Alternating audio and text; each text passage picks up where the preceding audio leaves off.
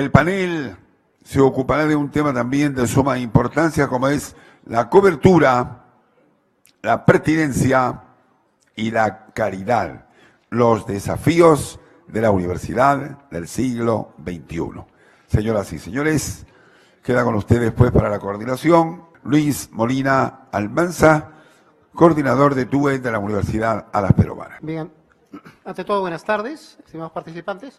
Vamos a iniciar este panel con el tema principal de coberturas, pertinencia y calidad en los desafíos de la universidad del siglo XXI.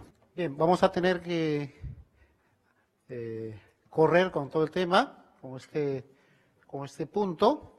Bueno, el tema en realidad no era la discusión de la nueva ley y los errores que pueda tener o los vacíos que puede tener esta, como por ejemplo la no precisión del tema de la definición de lo que es presencialidad, semipresencialidad o educación a distancia, que no está reglamentada, y es lógico que haya una serie de vacíos en las normas reglamentarias y todo lo demás, porque para que se pueda legislar, el cuerpo legislativo tiene que estar preparado. Y fatalmente nosotros no tenemos un cuerpo legislativo idóneo. Se ha generado una serie de vacíos, y acá hay que aclarar una serie de cosas, porque no podemos decir alegremente, pues si no tengo una formación jurídica, decir algo que dice la ley. La ley especifica, por ejemplo, a nivel de posgrado, que no se podrá dictar exclusivamente las maestrías a distancia. Pero dice exclusivamente, pues hay que saber entender y leer la ley. Y cuando me dice exclusivamente, significa que basta que, como no lo ha reglamentado y no se ha definido con claridad en la ley, bastaría, por ejemplo, que yo tenga 1% de presencialidad, porque eso me dice la ley. ¿En qué momento la ley me dice que tiene que tener las maestrías al 50%? ¿Y ha definido acaso el tema de semipresencialidad? ¿Lo ha definido las normas reglamentarias de SUNEDU? ¿Ha definido que es semipresencialidad de educación a distancia? No. Hay un total vacío. Pero de ese tema no vamos a hablar, sino vamos a hablar de la cobertura, pertinencia y calidad y los desafíos de la universidad en el siglo XXI. Avanzamos, por favor. Avanza. Y lo primero es esto. Open mind. Si yo tengo una mente cuadriculada, es lógico que todo va a salir cuadriculado, pues. Por eso nuestras normas son cuadriculadas. La burocracia es cuadriculada, porque jamás ha visto otra cosa. Avanza, por favor. Fíjate acá. ¿Qué es eso? What is? Eso era la concepción científica del mundo. Así es. No, pero así es. Como ahora hay mucha gente que dice, así es. Porque jamás llegó al borde de la tierra, pues. Y piensa que se va a devorar, le van a caer, y van a estar las tortugas y se los van a comer. Y cada vez que hay temblor, como ahora, mucha gente piensa que nos estamos moviendo y que la tortuga se ha movido. Todavía tenemos un pensamiento bizantino, casi medieval. ¿Qué ven ahí? What is? What is? ¿O quieren que les hable en ruso? Esto. Entonces, ¿qué cosa ves ahí? Algunos dicen el gallo Claudio. Pero no es el gallo Claudio, es un gallo. Chicken. ¿Ah? Y te pregunto, ¿qué ves acá? What is? Mucha gente dicen que la ignorancia es supina, ¿cierto? ¿Han escuchado eso? Hay una ignorancia supina. Entonces dice, mucha gente cuando ve eso se santigua, se pensina, se golpea, comienza a golpearse el pecho, ¿cierto? Dicen, es una aberración de la naturaleza. No, eso es una especie de pollo o de gallo. ¿Y qué ocurre? En Israel, los científicos hebreos han encontrado que hay un gen que permite eso. Y lo que han hecho es comenzar a cruzar especies que tienen ese gen. No han hecho manipulación genética, que es otra cosa, sino simplemente han hecho que se crucen las aves que tienen este gen y han comenzado a reproducir pollos sin pluma. No es que lo hayan pelado y por eso está rojo. Hay que llevar este pollo al Congreso para que se den cuenta, ¿eh? ¿Se entiende? Entonces, ¿qué pasa? El desconocimiento hace que veamos las cosas con miedo. ¿Por qué? ¿Saben lo que pasó cuando llegó el primer moreno a Japón? ¿Saben lo que ocurrió? Lo metieron en una olla con bastante jabón, lo escobillaban y decían, ¿por qué no sale la suciedad? Porque los japoneses jamás en su vida habían visto un moreno, pues. Y querían sacarle la... en su... ¿Se entiende? Eso ocurrió, o sea, eso ocurrió. Pensamiento, ¿ok? ¿Qué ves ahí? Los sapitos transparentes. Igual, nuevamente, ven al sapito que dicen, se santigua, se persigna, robos, comienza a agarrar su rosario. Ave María Purísima, ¿cierto? ¿Por qué? Por el desconocimiento, pues. En la selva, en Panamá, en Colombia y en la parte del Perú, existen este tipo de sapo. Es un sapito transparente. La gente preocupada por la aparición de este sapo. ¿Por qué habrá venido este sapo? ¿A cuántos no les ha pasado eso? Ese sí es un torazo, ¿cierto? Es una raza. Pero la gente se asusta, ¿lo ve ahí? Seguramente ha tomado Red Bull. Entonces, primero, si no tengo mente abierta, ¿qué va a ocurrir? Si tengo mente estrecha, ¿qué ocurre cuando tiene mente estrecha? Su pensamiento es estrecho y todo es estrecho. ¿Ok? Mente estrecha, pensamiento estrecho y todo es... No va a poder ver el futuro. ¿Qué pasó con Galileo? ¿Qué pensaba Galileo? Heliocéntrico, geocéntrico. Y lo obligaron a retractarse. Él estaba en lo cierto. ¿Por qué? Porque el pensamiento dominante era estrecho. Lo obligaron a retractarse. ¿Cuántas veces en la sociedad ocurre eso?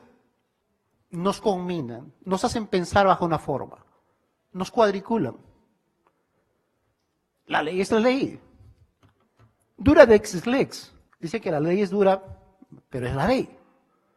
Por eso los romanos terminaron como ya sabemos. Nuevamente, cuestionamiento al sistema. Yo no vengo acá a hablar de la ley, sino a ver las perspectivas. ¿Cuál es el proceso de admisión que hay en las instituciones? ¿Y qué dice la ley? Un examen de selección. Pero como ese examen de selección y como ese pensamiento que nosotros tenemos, genera paradojas. Primera paradoja. Veamos acá. ¿Qué ves ahí? ¿Quién es? What is? Alibaba. ¿Ok? ¿Qué pasó con Alibaba? ¿Qué pasó con Jack Ma? 10 veces rechazados de Harvard. 10. ¿Qué pasó con Harvard? ¿Cuál es el proceso de selección que tiene? ¿Por qué no identificó y ahora se ha convertido en un millonario? Y él públicamente dice, a mí me rechazaron 10 veces. Postulé 1, 2, 3, tocaba y tocaba y tocaba. ¿Qué está pasando? ¿Por qué la mejor universidad tiene esos problemas? ¿Qué ha ocurrido? Tenemos chicos que se forman 6 años, luego 5 más. ¿Y luego qué ocurre? Como no es suficiente, prepárate en la academia. 2 o 3 años más, a ver si la agarras. ¿Se entiende? ¿Cuál es el sistema de selección que tenemos nosotros? ¿Por qué no identificamos realmente a la gente que tiene potencial? A la gente que tiene perspectivas. ¿Por qué rechazamos a la gente que tiene ese potencial? ¿Por qué no cambiamos nuestro sistema? ¿Y por qué somos tan reglamentaristas en regirnos a un examen de admisión de conocimientos? ¿Por qué no se cuestiona los fundamentos de ese sistema? Resultado, el dueño de Alibaba. Uso de tecnología. Hay una confusión entre la tecnología y el potencial que tiene la tecnología. Mucha gente tiene una máquina de cómputo, pero simplemente la está utilizando como una máquina de escribir. Y eso pasa en casi todo lo que tenemos. Yo me imagino cómo se podría hacer una cirugía en Marte, con las misiones que se van a ir en un par de años, si no desarrollan cirugías con métodos laparoscópicos o cirugías con robot, cirugías en forma remota. Esto ya existe. Y también existe la nanocirugía. Lo que ven ahí es una lengua. Y lo que ven ahí es un nanodispositivo en una lengua. nuestra percepción de forma de hacer las cosas tiene que cambiar. La gente está pensando que te van a hacer los cortes y la cirugía como hace 50 o 100 o 200 años. El compromiso social. ¿Cuál es el involucramiento que tenemos con la sociedad? Las universidades tienen que estar vinculadas con los proyectos, por ejemplo, de electrificación y cobertura en la zona rural. Quienes más necesitan son los que más dificultades tienen y están más alejados. Entonces, es ilógico que tú, habiendo zonas como Zapayal, donde están aprendiendo la historia de Ecuador, porque no llega la cobertura educativa, es ilógico e irracional que tú te niegues a ver el desarrollo de la teleeducación. En el gobierno de Velasco, hace más de 50 años atrás, el Perú se iba a convertir en el pionero, ¿ok? Con el proyecto de teleeducación. Crearon el INTE y una serie de instituciones. Terminó el gobierno de Velasco, le dieron el golpe. Siendo los pioneros en Latinoamérica, nos hemos quedado estancados y nuestra legislación se ha quedado congelada. Más de 50 años. Cobertura, Internet en zonas rurales. Es fundamental para que este proyecto funcione. No necesariamente con la forma que nosotros conocemos. Alfabetización digital. Es importante que el programa se desarrolle de la mano con el docente. No puede haber desarrollo si el docente no está desarrollado.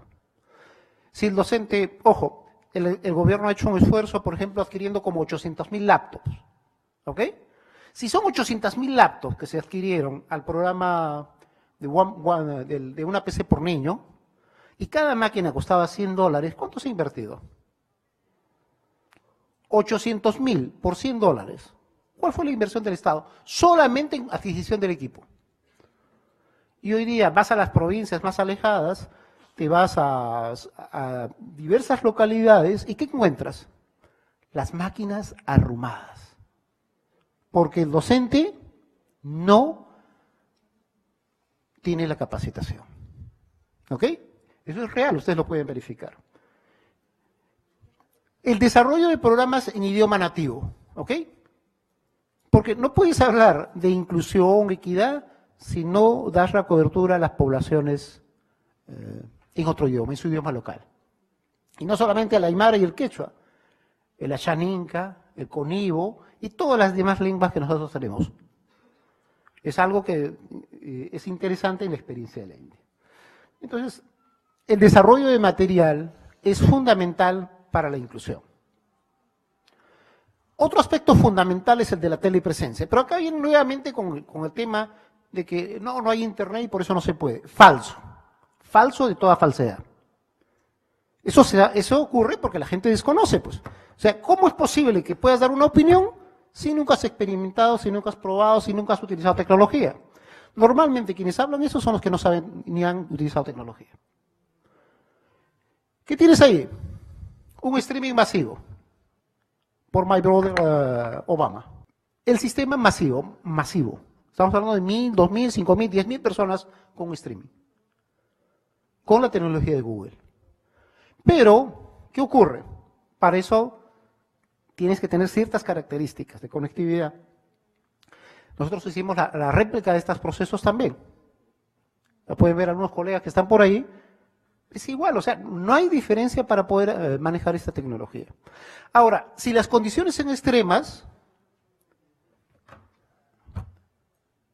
¿qué tienes? En Iquitos, haciendo videoconferencia, con una máquina antigua, una Pentium 2. ¿Ok? Lo que ocurre es que nuestra lógica a veces funciona al revés. ¿Qué ha ocurrido? Cuando tú comienzas a conversar con un ruso, veía sus equipos y hay algo raro. ¿Qué cosa era lo raro? Sus máquinas eran del año 2003. ¿Te imaginas hoy día trabajar con una máquina del año 2003? Pero, ¿qué han hecho? Han desarrollado ellos un sistema de videoconferencia que te permite trabajar con máquinas antiguas, con computadoras antiguas, una Pentium 2 o Pentium 3, y puedes hacer videoconferencia. Lo que no han desarrollado en hardware, lo han desarrollado en software. Entonces, en ese momento dices, esto es la solución para muchas de las cosas que nosotros tenemos o necesitamos. Bien, hay otros sistemas adicionales, pero ahora solamente quisiera concluir con el tema de la cobertura, que muy bien lo ha tratado también el doctor Sharma. Fíjate acá, ¿qué tienes? Cuando nosotros hablamos, o sea, nos sorprendemos de tener cifras voluminosas, ¿ok? Pero fíjate acá, en Israel, esa es la Universidad Abierta de Israel, tiene 40.000 estudiantes con su propio sistema, su propio modelo. ¿Qué más tienes ahí? Esa es la Open University de Taiwán. Tiene 100.000 estudiantes. Y podríamos seguir enumerando una serie de instituciones, igual que son universidades abiertas. Vas a encontrar en India un sinnúmero de instituciones, en el sudeste asiático otras tantas. Ese es el cuadro de resumen de la ICNU. Está abordando los 4 millones de estudiantes. En Pakistán hay otra que está con 1.800.000 y en Irán 1.300.000. ¿Por qué? El volumen de su población así lo requiere. Necesitan imperiosamente desarrollar la educación para su población. La única solución para esto era estos modelos de desarrollo.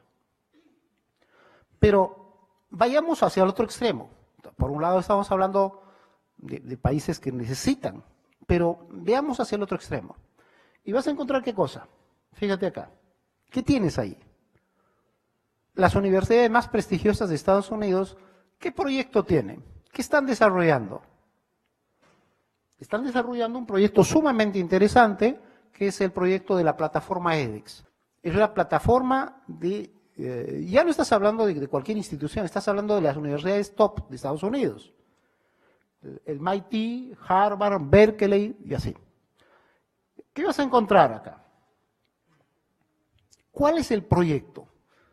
Han testeado y han tenido 1 billón de participantes en sus cursos. Han desarrollado su plataforma y esta es la plataforma de prueba. Y han lanzado sus cursos con éxito y actualmente 1 billón de participantes han seguido sus cursos, que pueden durar 3, 4 o 6 meses. Esto no es más que la prueba de inicio para lo que se viene a futuro. Conjuntamente con los sistemas de traducción, ¿qué va a ocurrir? Si a estas plataformas le sumas el sistema de traducción, es decir, tú estás en Perú, tu idioma es el español, y el sistema de traducción te permite, por ejemplo, que tu instructor te hable en inglés y que tú lo puedes escuchar en español, o que te hable en alemán y que tú lo puedes escuchar en español, o que te hable en ruso y tú lo puedes escuchar en español, pregunta, ¿acaso la oferta formativa no va a cambiar?